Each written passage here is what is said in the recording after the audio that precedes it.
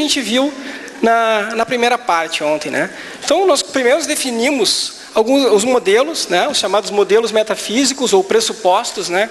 Que existe o monismo de substância, então, como que tenta explicar a realidade última pela matéria apenas, né? Que é o monismo materialista. O monismo idealista, que diz que, na verdade, tudo é a mente, e a matéria é uma ilusão da mente. André Luiz nos dizia que o materialismo há de acabar por falta de matéria, né? Justamente. Porque a matéria não parece, não existe tal como se pensavam os atomistas gregos, né? E o dualismo de substância, né? Então, dessa definição então, de René Descartes, que não foi o primeiro a considerar o dualismo, isso já é uma coisa bem mais antiga que Descartes, que fala então de duas substâncias irredutíveis. Então, que uma não pode ser reduzida à outra, ou seja, elas existem eternamente e são irredutíveis. Depois nós falamos um pouquinho sobre o conceito de cientificismo materialista, né, que confunde o conceito de ciência com o conceito de materialismo e diz que a única explicação para a realidade última só pode ser obtida por meio da ciência, ou seja, de testes empíricos ou da observação, desconsiderando a experiência espiritual dentro desse modelo. E, finalmente, então, que existe então, a diferença entre ciência e cientificismo. Cientificismo é um sistema de crenças e não realmente a realidade última. Passamos, então, a explorar esses sistemas de crenças para tentar entender a realidade de um ponto de vista, então, da ideologia reducionista, que tenta dividir as coisas em pequenas partes, como se fosse engenharia reversa, para entender o conjunto. Por exemplo, ao desmontar um avião, eu em tese, entenderia o funcionamento do avião. Ou na visão do panpsiquismo idealista, né, do holismo, em que a gente consegue abarcar, que vê que o todo está todo relacionado, interrelacionado. A figura é como assim, a vida, né, como o Gilson falou, que é negentrópica, antrópica, né? Imagina, Deus como a consciência cósmica, né, que fecundou Gaia, né, a Mãe Terra, que deu toda a vida graças a essa fecundação da criação divina. Então, sem a presença de Deus, a Terra não produziria vida, né? Essa visão holista, então. E os modelos de relação mente-cérebro, baseado nesses pressupostos metafísicos, então, são do cérebro produtor da mente, ou seja, essa é que considera a mente como um epifenômeno das redes neurais e não como um fenômeno em si, chega, inclusive, a negar a existência da mente como tal. E o outro modelo, então, que nós abordamos, do cérebro transmissor, que é o modelo fenomenológico, que coloca a mente como algo à parte da matéria, que age sobre a matéria, né? Isso pode caber tanto no modelo dualista quanto no modelo monista, né? Porque a mente cria a própria matéria, ou seja, não é o cérebro que cria a mente, mas a mente que cria o seu cérebro para viver no espaço-tempo. Então, a mente produzindo o cérebro para viver essa realidade espaço-temporal que a gente vive. E ela mesma forma uma caverna para que tenha as experiências aqui que a gente precisa para o crescimento espiritual. Isso desde as fases da protoconsciência, considerando ela presente desde a célula. Mesmo a célula primitiva como a protoconsciência, que ainda não tem autoconsciência, mas está permeada, então, pelo hálito divino, né? Então, pela consciência que dá tudo, a consciência cósmica que une todos nós. Com o desenvolvimento da consciência, nós temos uma falsa sensação de separação do todo.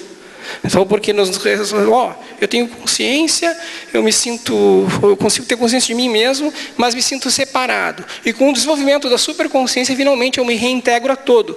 Mas, tal como na imagem e semelhança de Deus, eu tenho a noção de todo, mas isso de uma maneira consciente, e não mais instintiva, como nos estados pró-consciência, né? Finalmente, então, nós falamos um pouquinho sobre esse mito, essa questão da caverna, que é a sombra da realidade, e sobre o que a gente fala de ver como sendo objetividade, na verdade não existe. Porque o mundo objetivo não passa de o que a gente poderia chamar melhor de intersubjetividade. Por quê? Porque toda experiência ela passa, primeiro, pelo mundo pessoal, pelo subjetivo. Ou seja, a gente só consegue avaliar a realidade, segundo Immanuel Kant, como eu falei na outra vez, a partir da percepção em primeira pessoa. Então, isso que a gente chama de objetividade, na verdade, é o conjunto de percepções subjetivas. Mais precisamente, a gente deveria chamar disso de intersubjetividade. Não tem uma realidade apartada da percepção subjetiva. Ou seja, eu levo o universo comigo mesmo. Sempre. Tá? E eu crio a própria realidade todo o tempo. né? Então, quando a gente cria a realidade junto, a gente cria a realidade coletiva, né? Como co-criadores, como está bem expresso na obra O Caminho da Luz, por exemplo, de Emmanuel. Vamos adiante, então. Então, hoje, agora, né? Então, esse é o resumo, as cenas dos capítulos anteriores. Agora, nós paramos por aí e vamos continuar, então, o entendimento disso, né? Então, esse modelo dualista cartesiano, como eu falei da outra vez, e o modelo monista idealista, ele é incompatível com os princípios da física clássica. É bom lembrar aqui, né, que a física clássica de Newton, mesmo assim, Newton não compreendendo nisso, ele falava no chamado divino observador, né, porque existe a noção profunda de espiritualidade nos pais da ciência. Francis Bacon falava também, né, só que um pouco de ciência afasta da divindade o conceito. Quanto mais o homem sabe sobre a natureza, mais ele se aproxima de Deus. E assim, Descartes também e outros pais da ciência, diferentemente do que pode parecer o senso comum, né? Então, mas é perfeitamente compatível com a física quântica que estuda, então, as estruturas subatômicas, demonstrando que o átomo, na verdade, é longe de ser indivisível. Partículas como quarks, né, bósons, neutrinos, etc., existem dentro do mundo subatômico, né? Mas existe uma interpretação para isso, então, que é a interpretação da consequência do desdobramento das equações, da parte matemática da física, que é a interpretação de von Neumann, que não é aceita universalmente pelos físicos, que muitos adotam a chamada interpretação de Copenhague, né? Que a interpretação de Copenhague só diz, não, a quântica é muito bonita, mas é pura matemática. Não querem abordar nenhum desdobramento filosófico em relação a isso, por a filosofia advinda disso ser muito perturbadora. Niels Bohr, um dos pais da física quântica, costumava dizer que quem não se espantou com a física quântica é porque não a entendeu. Então, é claro que existe, então, a questão filosófica, mas ela não é abordada. Então, é simplesmente como mais ou menos negar o fenômeno, porque ele é muito confuso para o meu entendimento. Então, vamos para a matemática, segundo a interpretação de Copenhague, ou então vamos extrapolar isso para o mundo da filosofia. Porque ele traz, então, eu já falei do Newton, né, princípios que eu falei antes, como a não localidade do eterno instante presente, porque a gente sabe que as coisas no mundo material, elas têm a limitação, isso eu já falei da outra vez, da velocidade da luz, né? Então, já a mente não parece estar ligada a esse processo. Ela pode estar em toda parte e está. Por isso que a gente chama de não local. E emaranhada com todas as mentes juntas, unidas numa única mente só. Carl Gustav Jung falou isso quando conceituou o conceito de inconsciente coletivo, por exemplo. Era uma outra abordagem de tentar compreender essa consciência que une a todos nós e todos os seres, então, que pensam de maneira autoconsciente, com liberdade, como a nossa espécie, a espécie nominal, quanto naqueles ainda na fase protoconsciente. A gente também tem que levar o papel, então, levar em consideração a dualidade, então, da partícula onda. Aquilo que eu falei, que o André Luiz disse, a matéria, ela pode, então, aliás, vai acabar o materialismo pela ausência de matéria. O que ele quer dizer? Antevendo, então, ou então trabalhando com isso, porque, na verdade, década de 40, já é século 20, né? A relação, então, que a matéria, ela depende, então, a função de onda ou função partícula da observação da mente, introduzindo explicitamente o papel da mente observadora no processo. Então, a mente interfere, sim, no processo. E isso pode ser extrapolado, porque muitas vezes se dizia mente não move matéria. Não é o que parece pelos estudos que o Gilson acabou de falar, por exemplo, sobre epigenética, em que a mente, sim, parece mover a matéria, porque a matéria que forma as células é matéria atômica. Certo? Então, uma outra estrutura é uma matéria atômica. Até outras funções parecem, sim, que a mente consegue mover a matéria, mesmo no mundo regulado pela física clássica. Muito bem. E como é que isso se dá, né? Então, o colapso da onda de possibilidades, então, várias possibilidades, e a chamada função de campo. O campo é uma coisa que a gente não enxerga, certo? Então, alguém está vendo o campo magnético, campo gravitacional aqui? Né? Existem 4 grandes forças. Né? Então, a força forte, a força fraca do núcleo atômico, a força gravitacional e a força eletromagnética. Nós não percebemos o campo, mas se eu pegar 2 ímãs, a gente vai perceber que existe uma força invisível ali. Se eu pegar um objeto e eu soltar, vai determinar que o corpo de maior massa, que é a Terra, vai atrair esse objeto para dentro dele. O campo magnético é uma força invisível, e ela é que regula a distância entre os e que equilibra a velocidade de expansão do Big Bang, dos sistemas estelares, né? E ao mesmo tempo que mantém os globos organizados. Sir Roger Penrose calculou a chance de que esse equilíbrio de forças fosse o acaso para que ocorresse a existência de vida de 1 sobre 10 na 123. Ou seja, é impossível. É mais fácil eu combinar a estrutura subatômica da minha mão numa única tentativa e atravessar a estrutura subatômica daqui sem nenhum choque. Né? E de seu acaso. E a gente confia em medicina, às vezes, num P de 0,05, né? Para controle de erro alfa, erro do tipo 1. Né? Então, tendo uma demonstração matemática muito mais relevante em relação a isso. E assim como existe o campo magnético, o campo gravitacional e o campo eletromagnético, nós podemos considerar também o perispírito como campo morfogenético, ou modelo organizador biológico. Né? O que é o campo morfogenético? Ele que determina, então, sob a forma de campo, eu não enxergo, o processo de divisão celular. Vejamos, quando a gente trabalha com células totipotentes, as chamadas células-tronco, elas tendem a se diferenciar, a se combinar anarquicamente. Isso se dá em cultura de tecidos também. O Gilson falou bem isso. Se eu pegar uma célula, o próprio André Luiz diz isso, e isolá-la do meio em que ela vive, ela vai se comportar feito uma ameba. Não vai se comportar como um conjunto. Ou uma célula neoplásica, por exemplo, um câncer, né? Ela vai, de maneira egoísta, consumir todos os fatores de nutrição até matar o próprio hospedeiro, produzindo, inclusive, fatores que vão produzir, chamados fatores de neoangiogênese, estudados principalmente por Hilda Folkman, que infelizmente não foi laureado com o Nobel, ele desencarnou antes disso, por descobrir, então, esses fatores, que o câncer produzia vasos para nutri-lo. E isso acabava matando o próprio hospedeiro. Essas células, na verdade, elas podem se desenvolver com muita facilidade, denotando que a vida celular é diferente, então, da vida do organismo pluricelular. Existe um livro chamado Conspiracy of Cells, né, a Conspiração das Células, não sei se existe em português, que trata justamente de uma cultura de células chamada HeLa, que se popularizou muito na época da Guerra Fria. Né? Então, a HeLa, era de Enriqueta Lacks, era vinda de um carcinoma do colo do útero. Essas células cresciam com muita facilidade em meio de cultura. Como na época não havia análise genômica dessas células, apenas análise morfológica, essas células contaminaram outros meios de cultura. E os cientistas, sem ter outros meios para explorar que tipo de célula que ela, baseavam-se exclusivamente em atributos morfológicos. A grande questão é que esses atributos morfológicos se perdiam.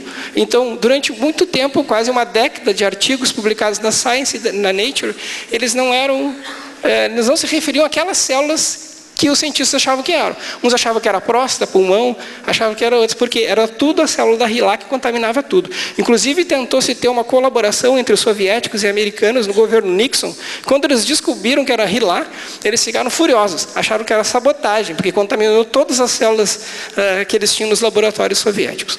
Muito bem, vamos adiante aí. Então, a memória extracerebral, ela pode usar, então, ela usa esse campo morfogenético, ou perispírito, na linguagem espiritista da codificação, então, né, para orientar a divisão celular. Vejamos o exemplo disso. Né? Se eu pego uma célula única, tá, que é o zigoto, né? Então, a célula única vai formar um embrião do encontro do ovócito secundário, do óvulo, com o espermatozoide, o gameta masculino.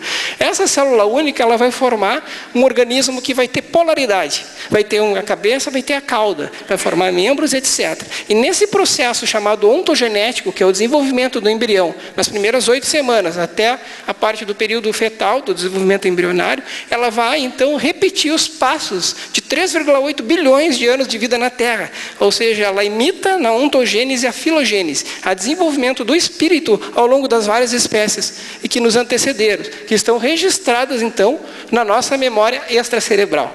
E como essa memória extracerebral transmite para esse corpo físico? Através, justamente, do corpo morfogenético, o modelo que organiza essa divisão celular. Então, ela é que vai determinar qual vai ser a polaridade do embrião. Né? Onde vai ser a cauda, onde vai ser a cabeça. Imaginou nascer com um bumbum aqui, né? É uma coisa muito errada, né? Então, o que acontece é isso. Por isso, explica por que, em medicina regenerativa, por exemplo, se eu cortar a cauda de uma lagartixa ou de uma salamandra, não vai nascer um olho ali, vai nascer outra cauda. Porque existe um blueprint, uma planta morfogenética em campo, que eu não enxergo, mas que existe, como campo gravitacional. A gente não está enxergando, mas sabe que ele existe. Ou como um campo eletromagnético. Então, esse campo morfogenético, ele orienta a divisão celular. E imagina quando a gente conseguir descobrir e manipular isso. Quanto a gente pode produzir de novos órgãos, por exemplo.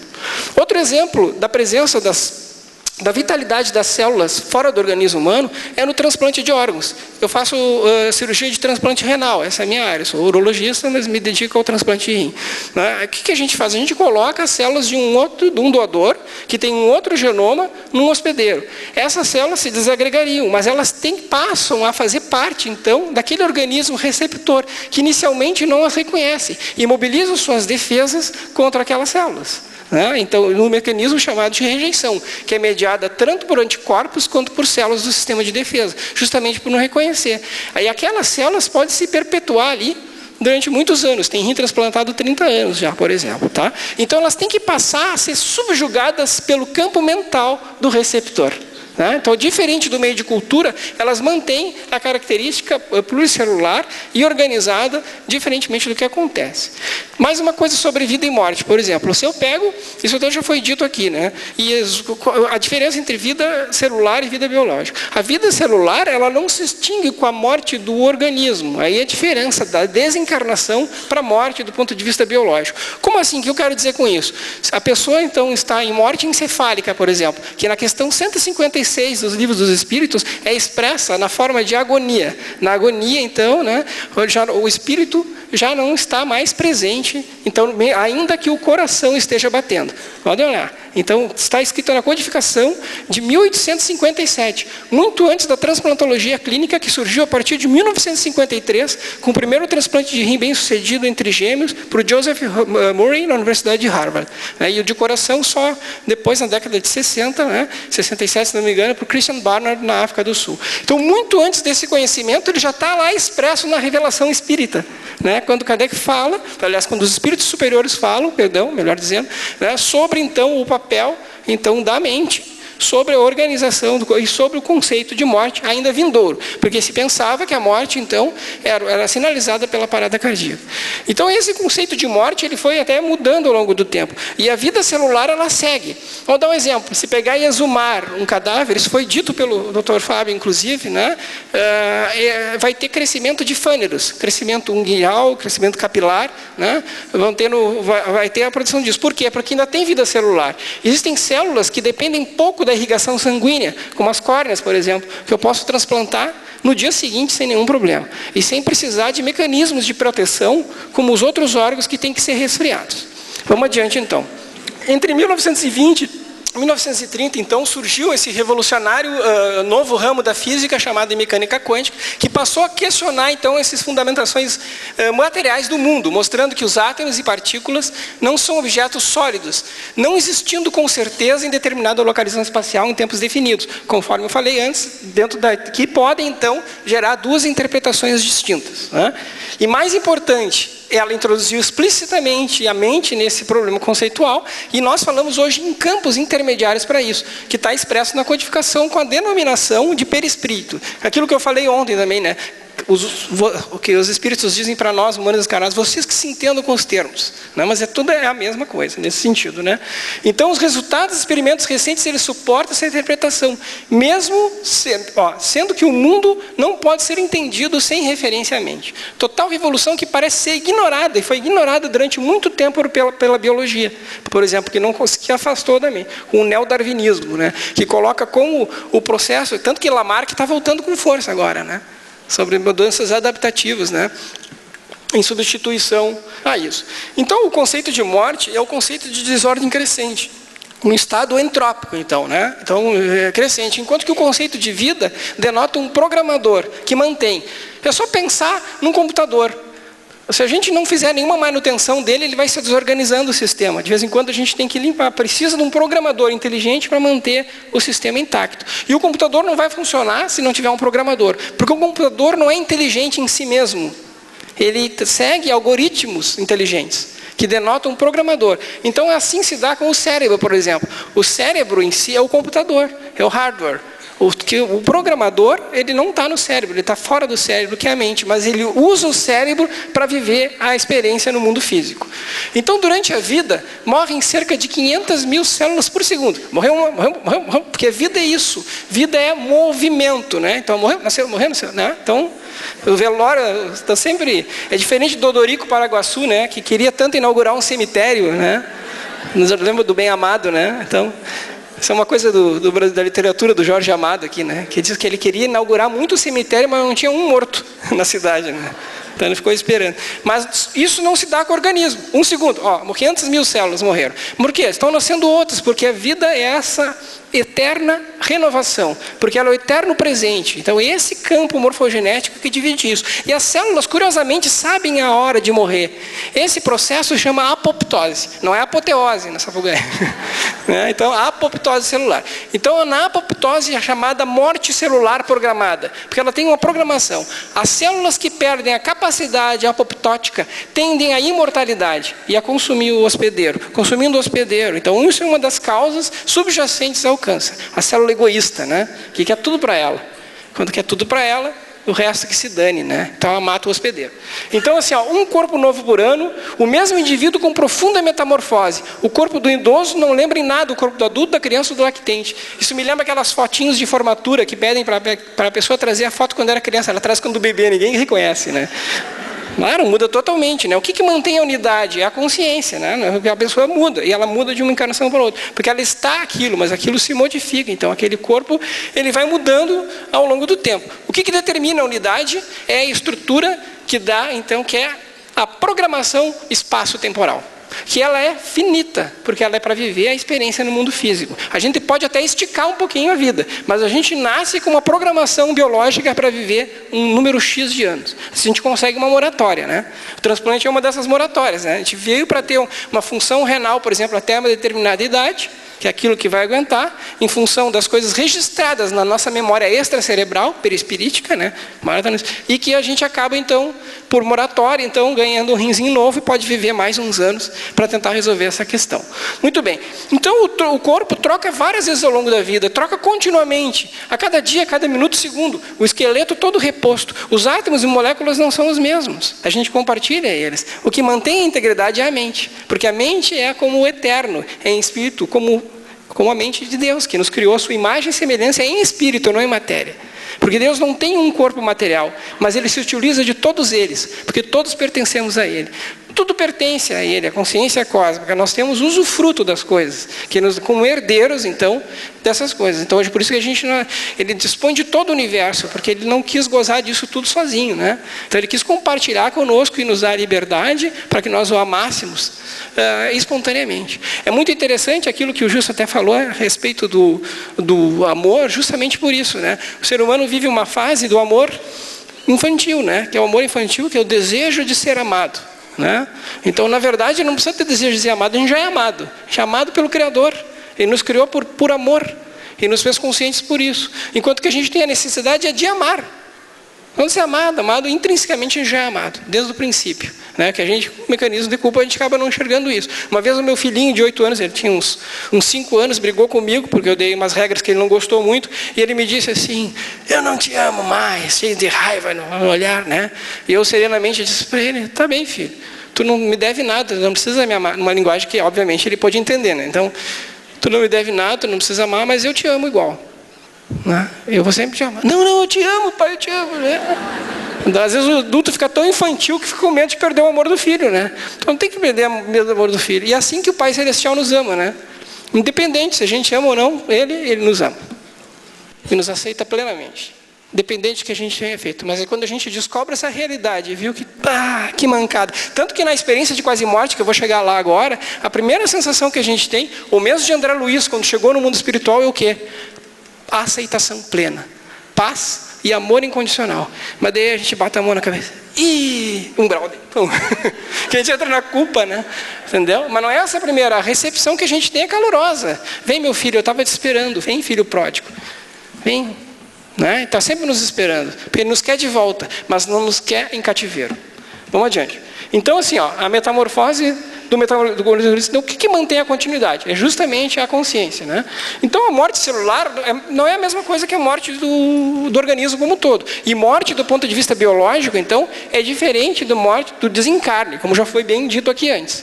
E após a morte, então, essas células ficam vivas, como eu disse, e podem ser usadas, inclusive, em reprodução humana. Eu posso ter a morte do meu corpo, deixar meus gametas criopreservados, ou seja, congelados, e eu posso ter um filho pós-mortem. Né? Então isso acontece porque ainda tem vida celular. Mesmo depois da morte biológica é possível ter um filho.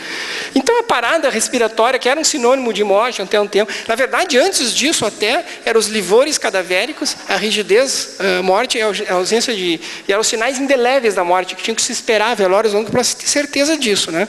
Muito bem.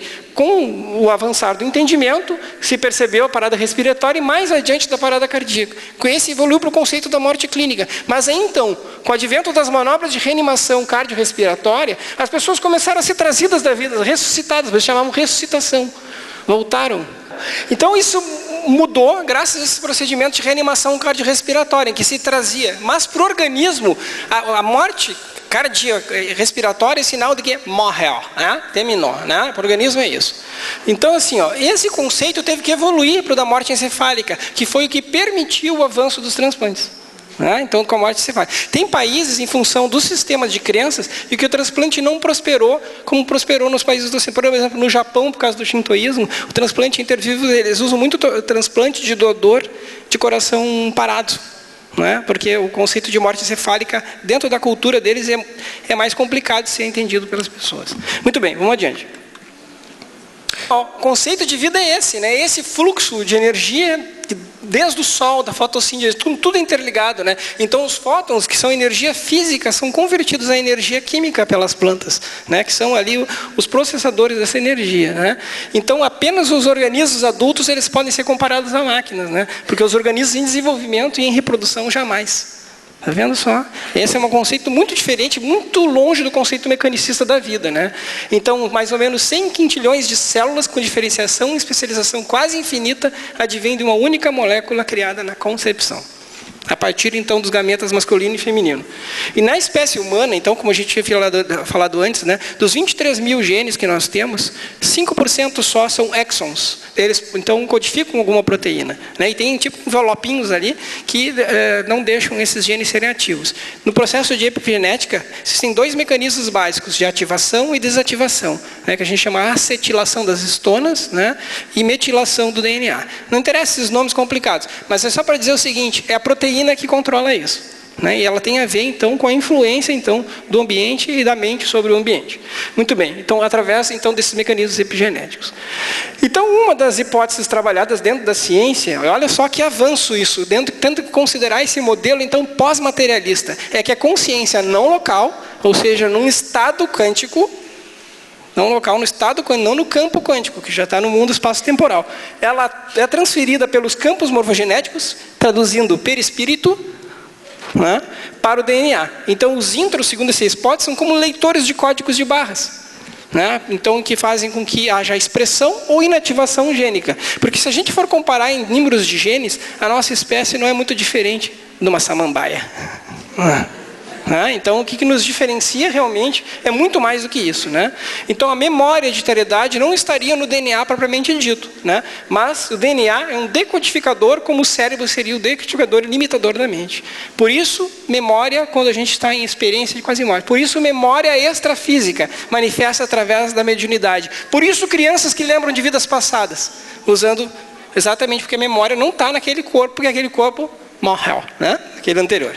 Então vamos lá. Então a parada com que existe um modelo para poder compreender. Então, a morte então ela é um processo.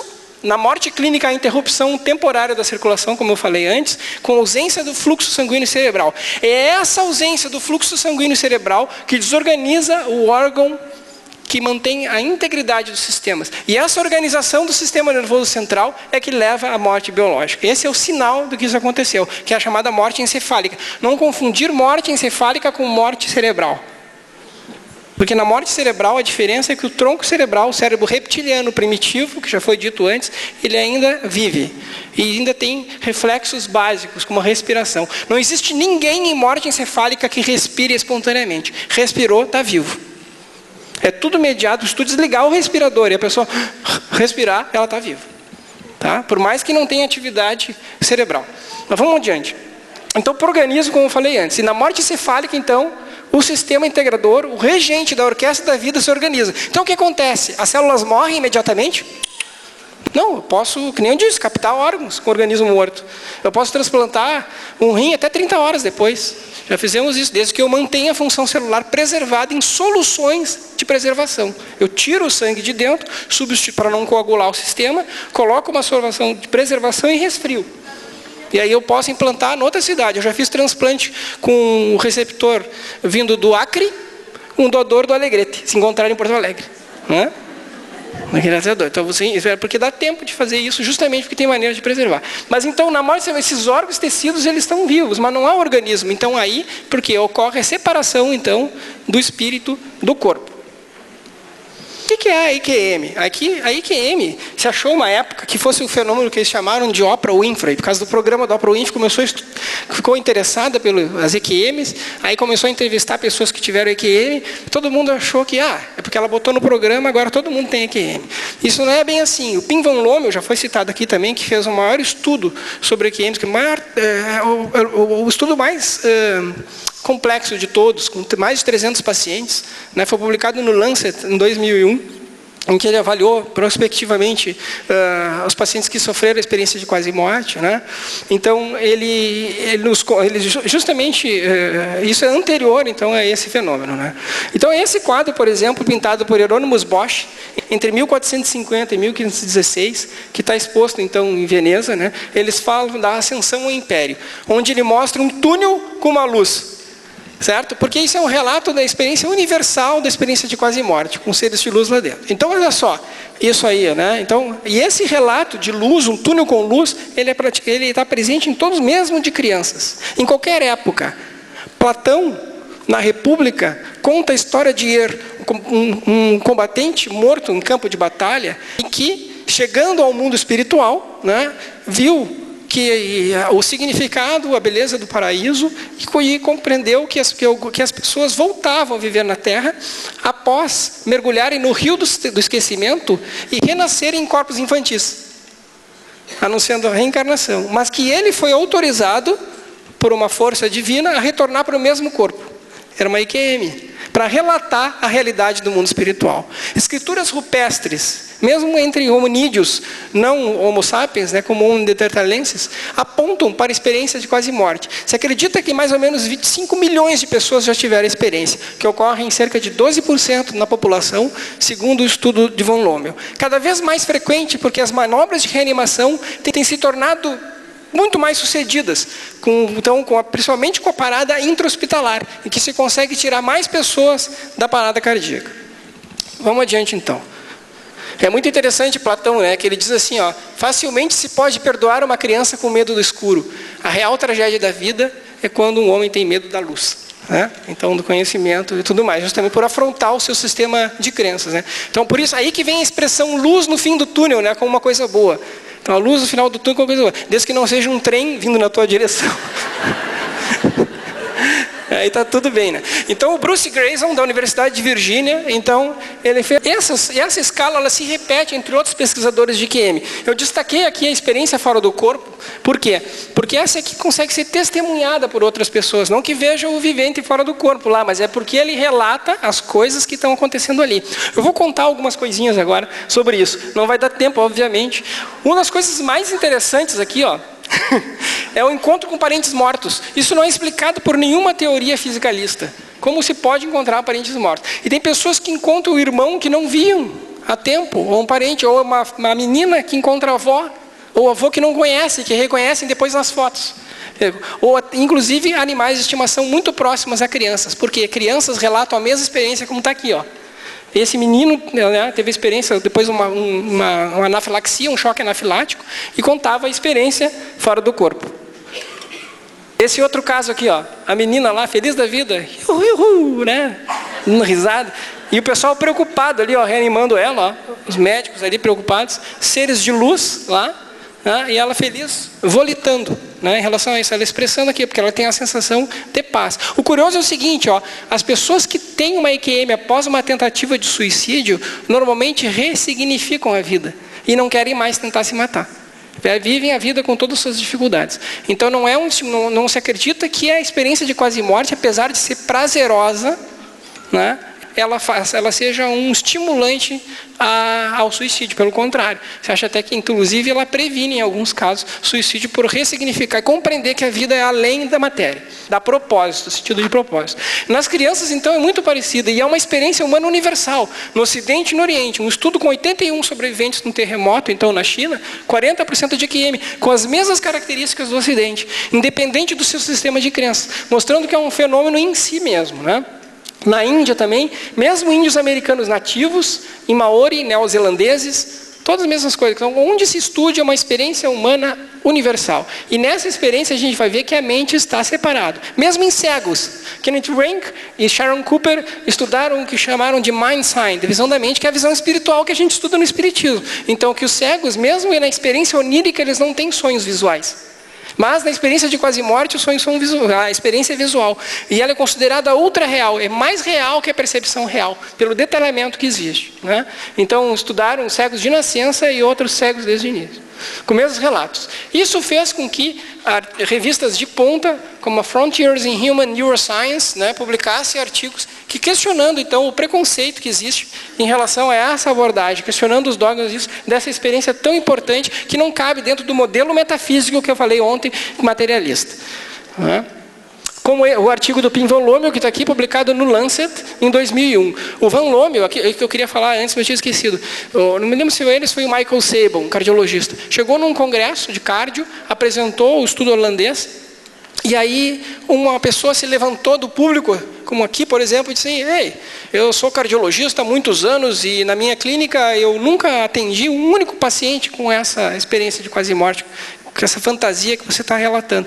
Aí se levantou um outro sujeito ali: como que não? Eu sou teu paciente e eu tive a experiência, só que tu nunca deixou de contar. Então a gente só consegue ouvir quando tem ouvidos para ouvir. Se a gente não ouve o paciente, a gente não vai saber da experiência, né? Então vamos adiante, então.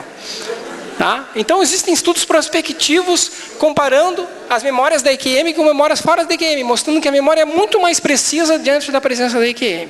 Né? As características das memórias, PLOS ONE, tudo revista boa, né? Comparando as memórias. Esse estudo é muito interessante, não tenho tempo para falar sobre ele, quem sabe em outra oportunidade. Então assim, isso levou à formação de um consórcio internacional da Horizon, que lançou uma série de estudos, um deles chamado AWARE, que foi publicado na Resuscitation, que é Awareness During Resuscitation, ou seja, consciência durante as manobras de reanimação. Né? Esse estudo aqui, para tentar entender então a mente e o cérebro numa outra visão. Pela importância dele, foi lançado nas Nações Unidas. E o investigador principal era o Samparnia, nesse estudo aí, aquele que foi citado antes nas palestras anteriores. Né? Então, muito bem. Então, esse estudo, está aqui ele, é impressionante, né? Só 5 minutos, vamos lá. Mas assim, esses casinhos eu vou contar, tá? Porque é muito legal. Pelo menos algum deles. Entre esses casos estudados, tem o caso das dentaduras. Alguns, vocês talvez já tenham ouvido falar do caso das dentaduras. Ele está relatado pelo Van Lommel no Lancet. Ele conta a história de um homem de 44 anos, né? Então, um gurizinho, né? Então, que chegou até em parada cardíaca, né? Fibrilado numa emergência, e ele foi então submetido às manobras de recuperação, foi para a unidade coronariana, foi entubado lá mesmo, né? E aí então ele tinha tido um infarto agudo do miocárdio, que levou não era um infarto tão extenso, mas levou uma arritmia, que levou à fibrilação. Então o ritmo da parada era a fibrilação, e ele se restabeleceu prontamente, voltou, foi para a unidade de internação normal, depois da alta da UTI, e uma enfermeira se apresentou para ele: sou a fulana de tal, sou a enfermeira, vou cuidar de você. Não, mas a senhora já me conhece, a senhora que me recebeu aqui. Disse: não pode ser, não. Eu olhei tudo de cima: o senhor... Não, mas você estava inconsciente, impossível, você não pode ter me visto, né? Sim, eu vi, mas eu vi de cima. Ui, ela já se apavorou, ficou toda arrepiada, né? Então, viu de cima, como assim? Sim, e a senhora pegou a minha prótese, minha dentadura, e colocou na segunda gaveta do carrinho de parada. A senhora podia, ela lembrou, foi no carrinho de parada, estava a dentadura dele. Aí sim, ela disse: nossa, né? Então o homem teve do outro lado mesmo. Aí ela pegou a dentadura e entregou para ele. Então esse tipo de relato é mais comum do que se parece. E esse aqui não está na Caras, está no Lancet. Tá? Então não é história, então é uma coisa muito séria. Então assim, ó, a Pamela Reynolds, né, era paciente do Robert Spetzer. Robert Spetzer é um neurocirurgião em Houston que fazia uma cirurgia muito complexa chamada Stand-Still Operation. O que era isso? Ele colocava a pessoa em circulação extracorpórea, resfriar, fazia uma hipotermia importante, 18 graus, a temperatura normal é 37 graus, temperatura interna, colocava o indivíduo em circulação extracorpórea na máquina de coração-pulmão, aí pá, desligava tudo, parava o coração, o pulmão, parava a máquina, resfriava o cérebro, drenava e media a atividade cerebral com um eletroencefalograma e com um potencial auditivo evocado, né? 120 decibéis de som. Então, não tinha atividade nenhuma, ou seja, estava morta clinicamente. Ela só permanecia com viabilidade porque o cérebro foi resfriado. Todo o corpo foi resfriado, porque na verdade ela não tinha atividade elétrica. Ela não poderia ter experiência consciente do período se a consciência é um fenômeno cerebral. Mas ela viu tudo, inclusive que tocaram uma música num órgão na sala. E acharam que estava biruta, né? O que é um órgão na sala de cirurgia? É porque se fazia cirurgia de epilepsia de lobo temporal. Então se usava durante a cirurgia com o paciente acordado daquele órgão. Ela sabia qual era a música que tinha sido tocada, os diálogos entre os cirurgiões. Observou que até um era careca, assim, ó, só dava para ver por cima. Tá? Então, o Webb Alexander III, só tem alguns casos aqui que era neurocirurgião da Harvard, que teve uma meningite meningocócica, aliás, não é meningocócica, foi por E. coli, gravíssima, né? E que sobreviveu e conta a experiência superconsciente dele. O Lars Grael, iatista brasileiro, que sofreu um acidente no Yacht Clube do Espírito Santo, que teve uma lancha, né, atropelou na água, ele teve uma amputação no membro inferior. Agora não me pergunta o lado, porque também vai memória assim lá, né? E aí, então, o que aconteceu com ele? Ele sanguinou. E aí ele foi reanimado numa ambulância, e ele conta a experiência ele fora do corpo, vendo tudo aquilo acontecer. Pode olhar, tem videozinho no YouTube, ele contando, não da experiência, né? Mas dele contando a experiência de quase morte dele, dizendo que ele ressignificou a vida e começou a compreendê-la de uma outra maneira a partir dessa experiência transformadora. Então assim, ó, a Terra ela já foi plana, entendeu? Porque os paradigmas custam mudar, né? A teoria, o centro do universo já foi a Terra. O firmamento, eu já falei ontem, os miasmas na microbiologia, o criacionismo em relação ao evolucionismo.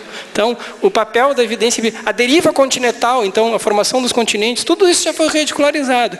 E isso está acontecendo agora em relação, então, à mente, com uma mente sendo extracerebral. Nós estamos vendo essa revolução do estágio pré-paradigmático, em que não existe um modelo construído, para um novo modelo.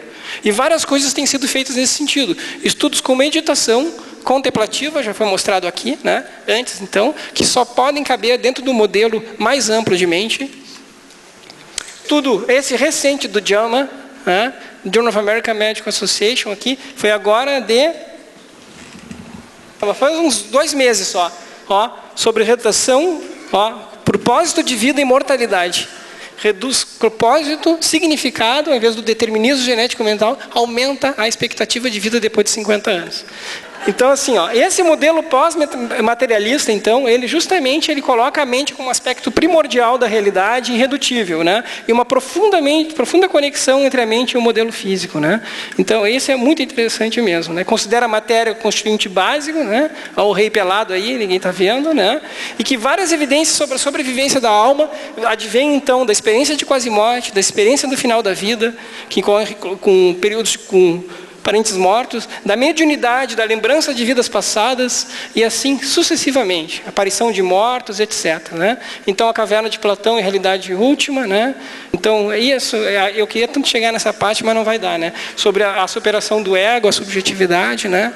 Jesus, e a importância disso tudo, né? Para falar um pouquinho sobre a consciência cósmica, para poder encerrar, é justamente essa, né? Quando a gente vive na consciência que é cósmica e que une de todos, a gente deixa de viver nessa função do ego. E olha como isso é perigoso. Existe a chamada armadilha do ego. Qual é a armadilha do ego? Eu começo a ir de bicicleta para o trabalho. Aí eu olho todo mundo que está olhando de carro como alguém inferior a mim. Cai na armadilha do ego. Porque eu estou comparando e me achando superior. Entendeu? Eu posso fazer isso com intenção sincera. Agora eu não vou comer mais carne, eu sou vegetariano. Minha intenção pode ser nobre, mas quando eu me acho superior ao outro, cai numa armadilha do ego. A gente tem que ter cuidado, porque o ego ele compara, compete, julga e condena. Se sente superior ou inferior, enquanto que a consciência profunda, ela coopera, ela ama, ela perdoa e ela se compadece, né? Então, é essa que é a questão. A gente vê... quando a gente se unir à consciência cósmica, tal como Jesus fez, né? Eu e o Pai somos um, a gente vai viver como tal como ele vive. Ou como Paulo, que disse que já não sou eu quem vive em mim, mas o Cristo. Deixa por aí, que senão eu vou ter que incomodar todos vocês. Muito obrigado.